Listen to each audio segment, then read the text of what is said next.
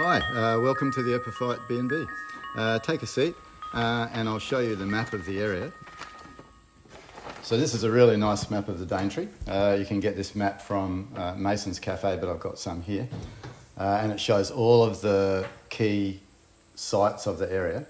When you came across the river here on the ferry and drove for about 6 kilometres through some farming land. And then just before you started to go up the hills here, there was a road going to the off to the right, an unsealed road, but it's fine for ordinary cars. That goes down to Cape Kimberley. And there's a beautiful long beach there where you can do a long beach walk for about an hour along the beach to the mouth of the Daintree River. There's a small island off there, Snapper Island. It's absolutely beautiful. There's almost never anyone on that beach. So that's one of the really beautiful beach walks that you can do in the Daintree area. Then you drove up the range, and at the top of the range was the lookout, Woolawagiriga Alexandra Range Lookout. From there, it's really beautiful. I don't know if you stopped there, but when you came across the range, if you stop there, you can see the whole of the lower Daintree River, Snapper Island, across to Port Douglas, Low Isles, even down almost all the way to Cairns on a nice day. That's definitely worth a stop there. Then you drove down the range, and almost at the bottom of the range was this road here going to the right. There are signs on the corner for the Discovery Centre and Jindalba Boardwalk. The Discovery Centre is really fantastic. It's definitely worth going there. It's really well set up scientifically, and they have self-guided audio tours.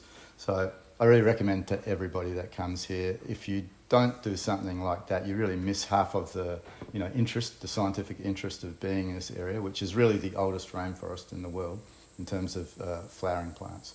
It's really a special area. So Discovery Centre is fantastic.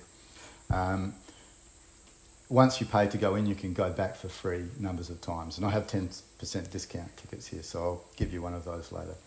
Jindalba Boardwalk is on the same road. At the end of that road, that's the first of 3 government boardwalks. They don't cost anything, they're free. And they're all different in terms of the vegetation types. Jindalba Boardwalk is primarily lowland tropical rainforest. It's really a beautiful rainforest, and this is the most intact part of the rainforest in the whole Daintree. Some of the Daintree was cleared and has regrown over the last 100 years. This area is on the hillsides and was never cleared. So there's some beautiful big trees in here. It's absolutely beautiful. There are 2 walks in here, a shorter boardwalk that takes 15 or 20 minutes to go around, and a longer forest walk, which is about an hour and a quarter. It's 2.5 kilometres. That's a bit up and down, quite a lot of roots. So if it's been wet, that's not really, not that easy to get around. But most of the time it's beautiful. So definitely worth spending some time there as well. Then you drove further down to this corner here. On the corner was Floravilla, the ice cream shop. And then you turned right and came down my road past Crocodilus, which is a little backpackers, and they have a fantastic restaurant there. So it's a really convenient place for dinner. And then you came up my road here. So we're here number 24. If you keep on going down the road, so down my little road and turn right again, keep on going down, it's just 3 kilometres down to Cow Bay Beach. There's a big car park at Cow Bay Beach. And if you walk to the north, to the left along the beach, you can go along the beach across a small tidal creek for about 300 metres and come to a little bay, which is really like an extension of the main beach. That's really beautiful. That's where the rainforest comes right down to the sea. And then at the end of that little bay, there's a patch of rocks. And where the rocks meet the forest, there's a little pathway, just going 20 metres up over a low hill, and you come to a second quite long beach. So that's a real wilderness beach. There's almost never anybody on that beach. Going back up towards Cape Tribulation, if you go down my little road and turn left, up past Crocodilus again, another kilometre or so, and you come back up to the T-junction. Turn right here and you're on the road to Cape Tribulation again. After a kilometre, you go across a little 1-lane bridge over Hutchison Creek. Our local swimming hole is just there. And then another kilometre on and you come to the Daintree Ice Cream Company. This is the original ice cream company. They have a fantastic orchard, which they'll give you a map and you can walk around, and they do a 4-flavour taste cup, and they change the combination almost every day. So most people that stay here go back there pretty well every day of their stay. It's really, really nice. They do fantastic affogato and coffee as well. So I definitely recommend to everybody go there at least once, maybe more.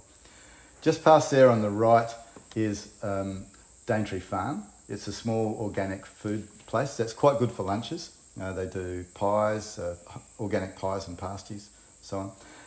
Past there again is Linkhaven, which is another little cafe and dinner spot. And after that is the tea company. There's no shop or tour or anything at the tea company, Daintree Tea Company, but there is a shed on the side of the road and a car park out in the middle of the front. So if you just park in there and walk into the shed, there's a rusty old metal box. If you lift the lid on that, all of the tea and the honey that they sell is there. It's just the honesty system. You just put your cash, it says how much the tea and the coffee is, tea and honey is. Just put your money in the tube. Or they have a bank account detail, so you can transfer money if you don't have cash. Past there, another kilometre is Rainforest Village. This is our local petrol station and also supermarket, small supermarket. So if you need any supplies, that's where you can get them. Another couple of kilometres, the road goes around a big right-hand bend, and on the left is a sign for the Insect Museum.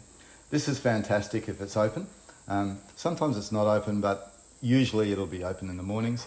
It's only $15 or so to go in. It's got a fantastic collection of rainforest insects and a beautiful little swimming hole down in this creek as well. So that's definitely worth a stop. Another couple of kilometres past there and you come to Thornton Beach. This is a really lovely beach and it has a great cafe. So this is now halfway to Cape Tribulation. It's about a 15-minute drive from us to Thornton Beach. The cafe is not open for dinners except on Saturday nights, but it's open for lunches and they do fantastic fish and chips, really good homemade sourdough sandwiches. Everything on the menu is excellent. And it's a beautiful beach. You can walk to the south in just 3 or 4 minutes to the mouth of Cooper Creek, or to the north up to rocks, and there's beautiful little gullies in the rocks, which are lovely.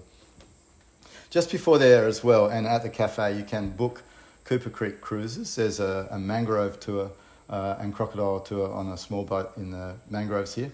And there are also great guided walks here at Daintree Wilderness Wild Walks.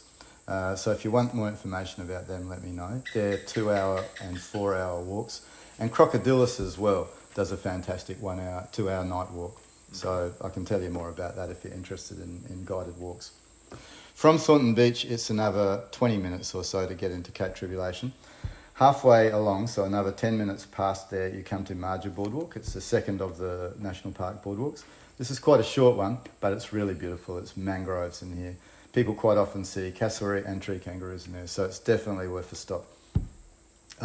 Best if you get there and try and schedule your day so that you spend more of the morning around Cow Bay and head up to the Cape Tribulation in the afternoon, because most of the day trippers from Port Douglas and Cairns come across the river early in the morning, go in convoy more or less all the way up to Cape Tribulation, so they're sort of dominating the Cape Tribulation area from about lunchtime on. If you spend your morning around here and head up to Thornton Beach for lunch and then Marja Boardwalk just after lunch, you'll probably be almost the only people there, even in high season. From Marja Boardwalk, it's just 10 more minutes into Cape Tribulation. The first thing you see as you come into Cape Trib is Mason's Cafe here. They have a great swimming hole and they're open for interesting lunches. They do crocodile burgers, camel burgers, emu burgers, various other kinds of foods. So if you want something exotic, that's the place to go. Just past there on the right is Cape Trib Camping. They have a fantastic cafe at night. They do really good wood-fired pizzas. And it's a really nice, relaxed atmosphere there, right on a beautiful beach. So it's a great place for dinner. Past there on the left is Wet Restaurant. The horse rides come down here as well, so I can give you more information about the horse rides. They do a beautiful 1.5 hour ride on Mile Beach here, morning and sometimes afternoons. Wet Cafe and Restaurant is great for lunch and dinner. Really nice spot. And the third boardwalk is here as well, Dubaji. This takes about 40-45 minutes to walk around. It's a mix of different rainforest types, quite different to the other two. There is some lowland tropical rainforest, some mangroves, quite a lot of coastal vegetation. It's really, really beautiful. And Mile Beach here is really lovely as well. There's also a great zip line. Treetops at Cape Tribulation, which is really nice.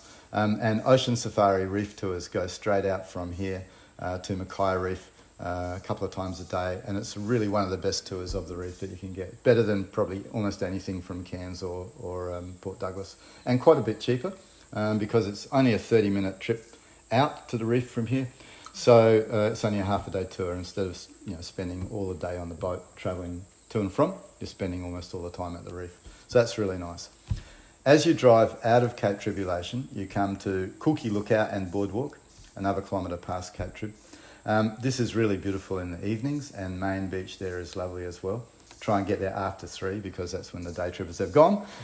And the other nice place to go is if you keep on driving out of Cape Trib another kilometre and a half, so only 5 or 6 minutes, you come to the Beach House.